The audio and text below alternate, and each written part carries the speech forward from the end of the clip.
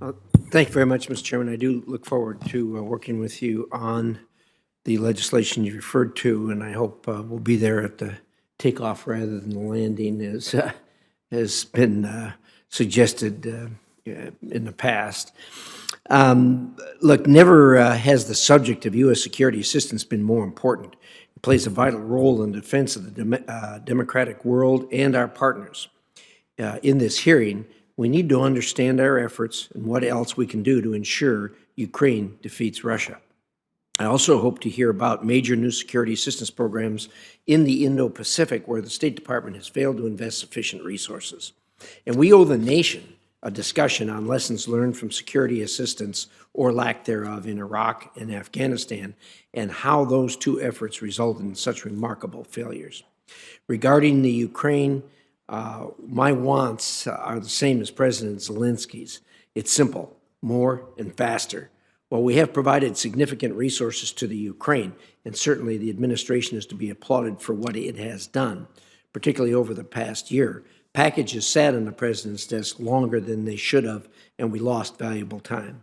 Now, combat losses have depleted most of this aid, and Ukrainians desperately need more and faster.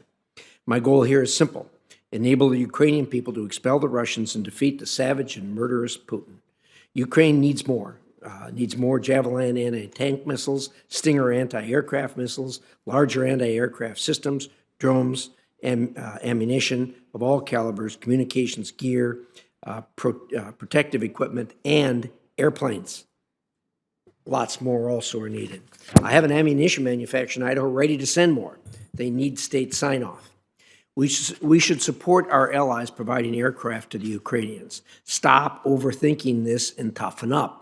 Keep these supplies flowing steadily. I guarantee you the Russians aren't wimping around on these matters. They're acting. The Ukrainian people have made their stand. They are not asking us to fight on their behalf. They're merely asking for our support.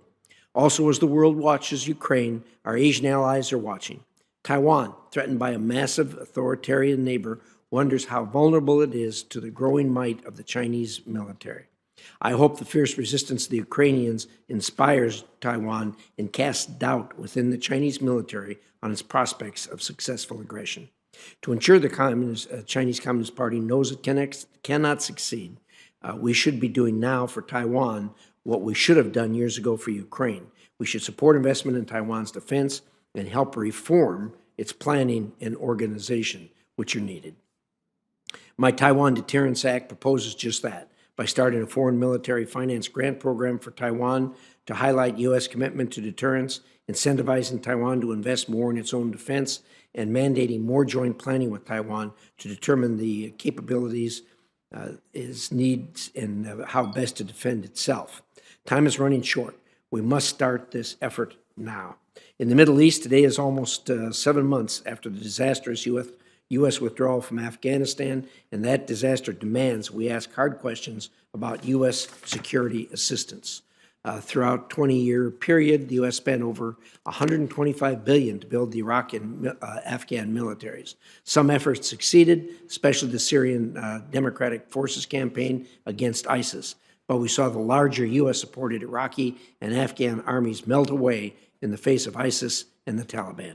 The U.S. government has not institutionalized the lessons from these failures. Instead, it seems eager to forget the whole debacle.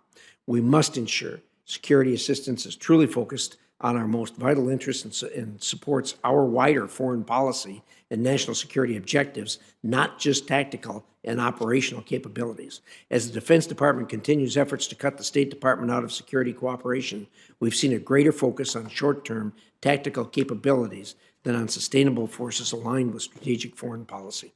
However, U.S. policy should focus on building enduring institutions, not just tactical units.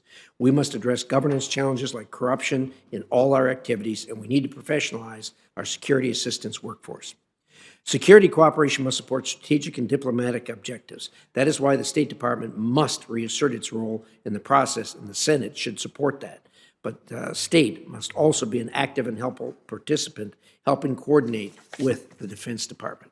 Security assistance is among the most essential tools of foreign policy, but this policy is being tested.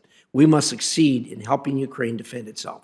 We must pursue new efforts with Taiwan, and we must ensure that all of our efforts benefit from the hard, very hard lessons over the past 20 years. We must also acknowledge the world is indeed a more dangerous place than it was 15 to 20 years ago.